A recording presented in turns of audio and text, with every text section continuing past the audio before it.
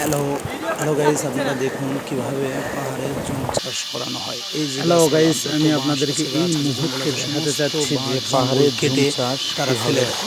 ফেলে এই যে দেখুন মাসের পর মাস এইভাবে ফেলে রাখে, 1.5-2 মাস ধরে থাকার পর নির্দিষ্ট দিনে একটা আগুন দেয়। এই যে দেখুন আগুন দিয়েছে, কিভাবে পাহাড়ের পুড়ে ছাই হয়ে যাচ্ছে। সমস্ত কিছু গাছপালা যা কিছু আছে সমস্ত কিছু পুড়ে, দেখেন আগুনের কি উত্তপ্ত বিকট। আগুনের যে উত্তপ্ত, আমি আশেপাশ অনেক দূর থেকে ভিডিওটা করতেছি বিধায় সেখানে আমি যেতে পারতেছি না। দেখেন অনেক দূর থেকে বাতাসের কি তীব্রতা, এই বাতাসের তীব্রতার মাঝে এই পাহাড়ে আগুন দেখুন পুড়ে একদম ভস্ম হয়ে যাবে, সমস্ত কিছু ছাই হয়ে যাবে।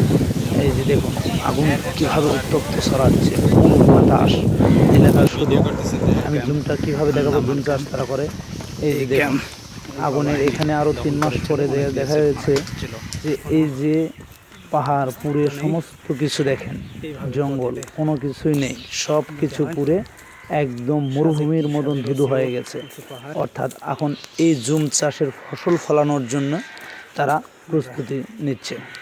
এই যে দেখুন জুমটা কিভাবে চাষ করবে। এই যে জঙ্গলগুলো সমস্ত কিছু কেটে ফেলে দিয়ে এখানে কোনো গাছপালা কিছু নেই, শুধু মরুভূমির মতন ধুধু। এখানে তারা বীজ বপন করবে এবং বৃষ্টি যখন আসবে তখন সেই জুম ফসল হবে। এখানে হলুদ, আদা, মরিচ, পেঁয়াজ, কাপাস তুলা, ধান অনেক ইত্যাদি জুম চাষ তারা করে। একবারে দেখুন কিভাবে পুরো পাহাড়টি একদম পরিষ্কার হয়ে গেছে মরুভূমির মতন। এখন হয়তো আপনারা অনেকেই বলতে পারবেন যে প্রাকৃতিক সম্পদ নষ্ট করতেছে জুম চাষ করে, কিন্তু আসলে পাহাড়ে এই ছাড়া কোনো দ্বিতীয় কোনো বিকল্প কোনো পথ নেই। তাই এই জুম চাষই হচ্ছে একমাত্র মাধ্যম। ধন্যবাদ। আমি আপনাদেরকে পরবর্তীতে ভিডিও দেখাবো কিভাবে জুম চাষ করে ফসল।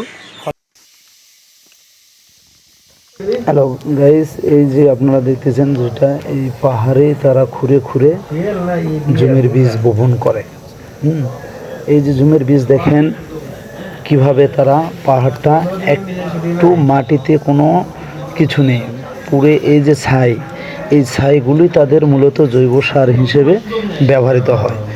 আমি আপনাদেরকে এই পাহাড়ে যে জুম চাষ করে কিভাবে বীজ বপন করে একদম ফসল ঘরে উত্তোলন পর্যন্ত আমি আপনাদেরকে পরবর্তীতে এই ভিডিওটি দেখাবো। এটা আসলে মাসের পর মাস, প্রায় 3-4 মাস ধরে এই ভিডিওগুলো সংরক্ষণ করেছি, করার পরে ধীরে ধীরে আপনাদেরকে দেখাচ্ছি এবং পরবর্তীতে আমি যে ফসল উৎপাদন করবে সেটা পর্যন্ত আমি আপনাদেরকে ইনশাল্লাহ দেখানোর চেষ্টা করব। সকলেই ভালো থাকবেন ইনশাল্লাহ।